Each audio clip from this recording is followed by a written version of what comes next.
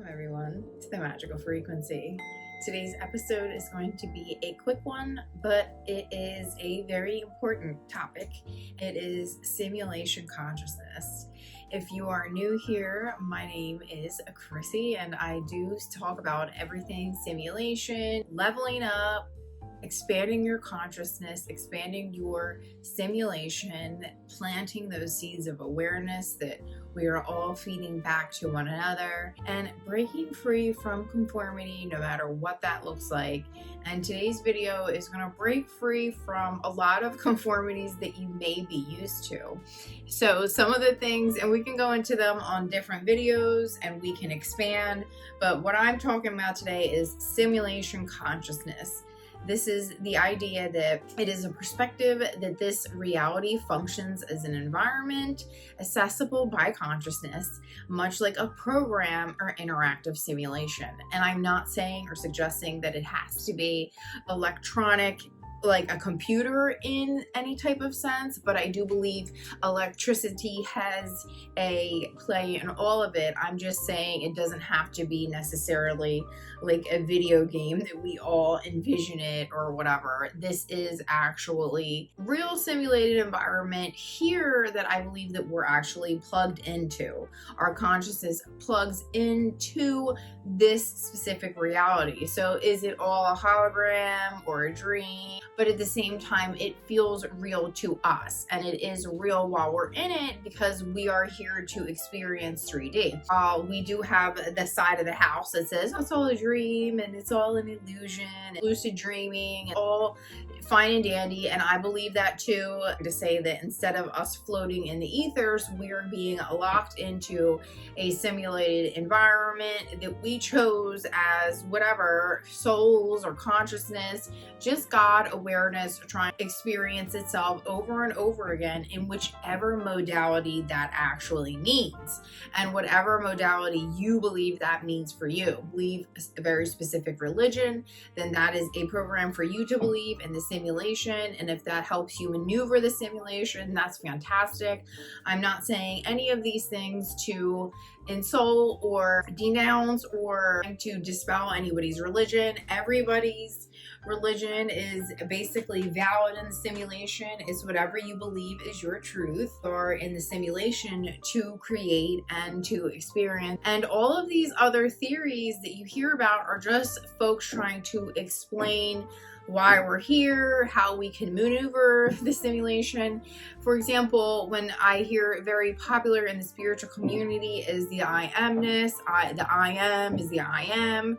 But what if you stripped away the I am and there was nothing, and it's just literally you coming in to do whatever it is that you want to do? Like, you don't have to I am or any of that. And the reason that I'm saying this is because I have experienced things in this specific universe, environment, simulation, world, 3D, whatever you want to call it, where I had instantaneous manifestations come into my visual field, my visual phenomena, and I was able to instantaneously make things visually appear in this 3D. I was able to see multiple different things, create multiple different instances. Did they stay very long? No, but they did stay for a period of time that was extremely impactful for me, enough to be able to regurgitate it back to you guys, to be able to tell you that you don't need all of these crazy feelings, or you don't need power and like all of these crazy things to manifest anything.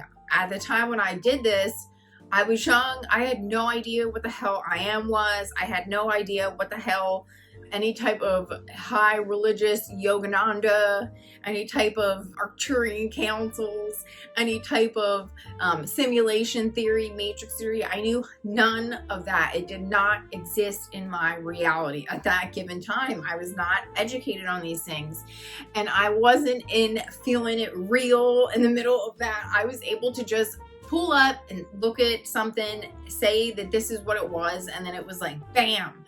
Was I on an altered substance at the time? Yes, but I can do this in real life as well, oftentimes without having to do anything before I know that I'm whatever, or I know that is this, and taking this theory of simulation consciousness and just going into your days knowing that this is a game and that you dictate the game, and not having to do any of the other things in between, not having to feel anything real, not having to, the thing I will say that you do have to use though, and I did, is your imagination is definitely one of the game changers in the sim. It's driving the sim, and do feelings go along with it too? I do believe that there's electrical impulses that you do send out between your mind and heart, especially when you really want something. But really, it's imagination. It's constant over and over imagination, I think, that ends up molding the 3D. And especially if you persist, people come out with 3D objects all the time from their imagination. So we know that for free is possible. People produce all the time. Imagination that is making the simulation occur. When we have our consciousness, the simulation opens up to us, like I said, through that 3D checkerboard simulation theory that I have, or rather that 2D, where I believe it's the 2D, the checkerboard, plugging in to where we can see what those are really called, the phosphenes, and then we are then able to visually understand our 3D environment, what would be like a hologram or whatever you want to call it. That's how we are able to visually interpret the 3D. So this is a simulation that is able to be shifted and moved almost like a video game to a certain degree, but I don't think it's necessarily actually like that, but I'm sure there's elements of that. But you can look at something and make it appear, or you can run something, imagine it, and make it appear. This is something that people are trying to perfect and obviously create for themselves over and over again. But I do think that if you go with this new consciousness that it is a simulation, and that everything that you're reading, everything that you're ingesting is just somebody else's interpretation of the world around them.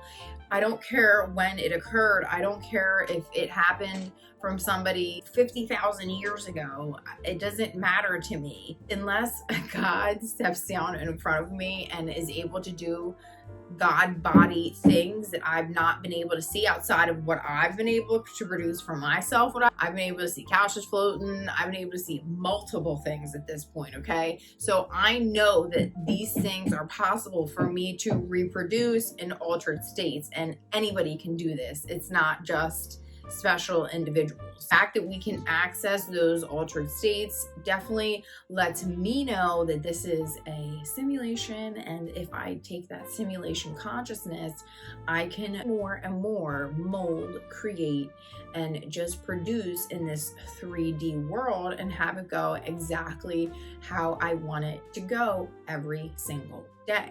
So I hope everybody enjoyed this video. You understood what it means to be simulation consciousness. And if you enjoy videos like this, if you enjoy content like this, please subscribe, because I will be deep diving on everything relative to simulation theory and how it all plays into everything in our universe. And I don't think that there's any other channels quite like my channel. So give me a thumbs up for that. If there are, please let me know in the comments below. I know that there's the one guy, David. I do really enjoy his channel, but it is very Neville centric. And while I like Neville, I like him just as much as I like Connie Mendez, or as much as I like Florence Scovel-Shinn, or as much as I like Joseph Murphy, or as much as I like any of the other large, gurus. I used to love Abraham Hicks, all of them. I love all of the channelers. They're all so much fun. But all of my information has to come from within. After you do your own deep thoughts, about the universe. This is how I came up with my checkerboard theory with the phosphenes, and especially looking back on my life using things like LSD and how that mixes in with everything that I'm learning now, and the fact that I needed to have that experience to be able to understand the things that I'm understanding and being able to articulate to everybody today. Hope everybody enjoyed this video because it was fun and exciting. And until the next time, guys, I know you will all continue to manifest magic and resonate on your highest frequency. Bye, guys.